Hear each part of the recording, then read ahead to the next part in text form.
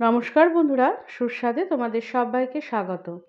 আজকের ভিডিওতে তোমাদের জন্য শিবরাত্রি স্পেশাল সিমুই দিয়ে বানানো একটা রেসিপি নিয়ে চলে এসেছি। আমার আজকের রেসিপি সিমুইয়ের পোলাও। খুব কম সময়ে মাত্র 5 থেকে 7 মিনিটের মধ্যে এই রেসিপিটা তোমরা বানিয়ে নিতে পারবে। তাহলে রেসিপিটা শুরু করে দিচ্ছি। তো প্রথমেই এটার জন্য কড়ার মধ্যে একটু সাদা তেল গরম করতে দিয়েছিলাম। এখন এর মধ্যে দিয়ে দিলাম মাখন। মাখনটা দিয়ে মাখনটা ভালো করে গলিয়ে নেব। এটা কিন্তু তোমরা শুধু মাখন বা ঘি বা সাদা তেল যে কোনো একটা দিয়ে করতে পারো। এখন এর মধ্যে তেজপাতা, কাঁচা লঙ্কা আর দারচিনি ফোড়ন দিয়ে দিলাম। ফোড়নটা দিয়ে 20 থেকে 30 সেকেন্ড মতো নাড়াচাড়া করে নেব। এখন এর মধ্যে দিয়ে দেব গাজর আর বিনস কুচি। এই দুটোকেই একদম ছোট ছোট করে কুচি করে নিয়েছি, তোমরা দেখতেই পাচ্ছ। এখন এটাকে ভালো করে নাড়াচাড়া করে 3 থেকে 4 মিনিট মতো ভেজে নেব। আর গ্যাসের ফ্লেমটা কিন্তু একদম মিডিয়ামে রাখতে হবে। এদিকে দেখো, আমি এখানে সিমুই নিয়ে নিয়েছি। এটা কিন্তু রোস্টেড সিমুই। এটা বাজারে খুব সহজেই তোমরা পেয়ে যাবে। তো এই সিমুইটা এখন হাতের সাহায্যে ছোট ছোট টুকরো করে ভেঙে নেব। যেহেতু এটা অনেকটা লম্বা হয়, তাই ছোট ছোট টুকরো করে ভেঙে নিতে হবে। প্রথমে দু হাতে লম্বাটা একটু ছোট করে নিয়ে তারপর আমি যেভাবে দেখালাম ঠিক সেইভাবে ভেঙে নিতে হবে। আর যদি এরকম শক্ত অংশগুলো থাকে সেগুলো কিন্তু বাদ দিয়ে দিতে হবে। এখন হাতের সাহায্যে এরকম করে পুরো সিমুইটা ভালো করে ভেঙে নেব।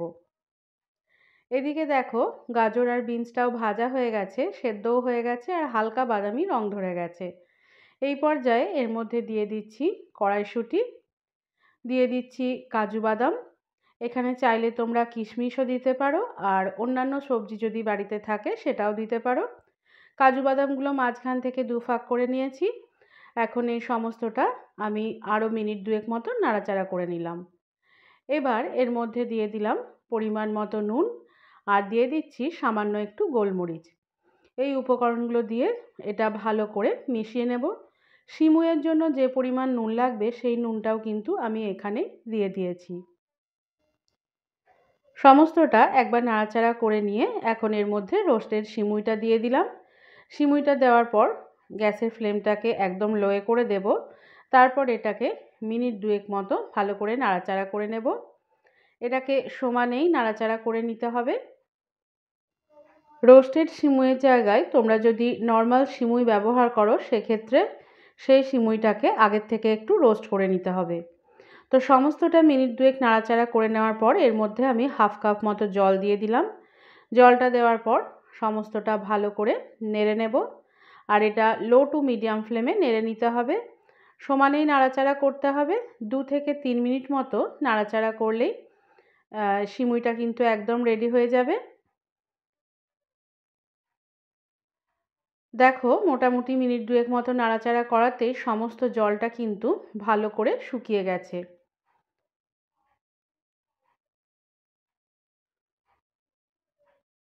এবার এর মধ্যে দিয়ে দিচ্ছি চিনি, আর এখন এর মধ্যে দিয়ে দিচ্ছি সামান্য একটু কেশর। এই দুটো উপকরণ দিয়ে সমস্তটা ভালো করে মিশিয়ে নেব। আর এখানে সিমুইটা আমি বেশি মিষ্টি করছি না, তার জন্য চিনিটা অল্প পরিমাণ দিলাম।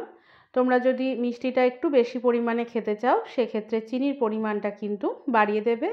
আর ঝালটাও যে যেমন পছন্দ করো সে তার নিজের পছন্দ অনুযায়ী দিতে পারো। সমস্তটা নাড়াচাড়া করে এখন এটাকে নামিয়ে নিয়েছি। মোটামুটি মিনিট দুয়েক পর এটা এখন একটা সার্ভিং প্লেটের মধ্যে তুলে নিচ্ছি। তো তোমরা দেখতেই পাচ্ছ বন্ধুরা, একদম কম সময়ের মধ্যে তৈরি হয়ে গেল দুর্দান্ত স্বাদের ঝরঝরে সিমুইয়ের পোলাওয়ের এই রেসিপিটা।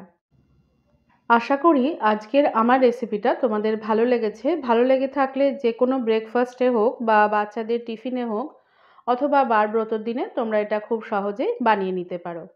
আর যদি ভালো লেগে থাকে তাহলে একটা লাইক, শেয়ার ও কমেন্ট করার সাথে সাথে আমার চ্যানেলটিকে সাবস্ক্রাইব করে বেল আইকনটি ক্লিক করারও অনুরোধ জানালাম।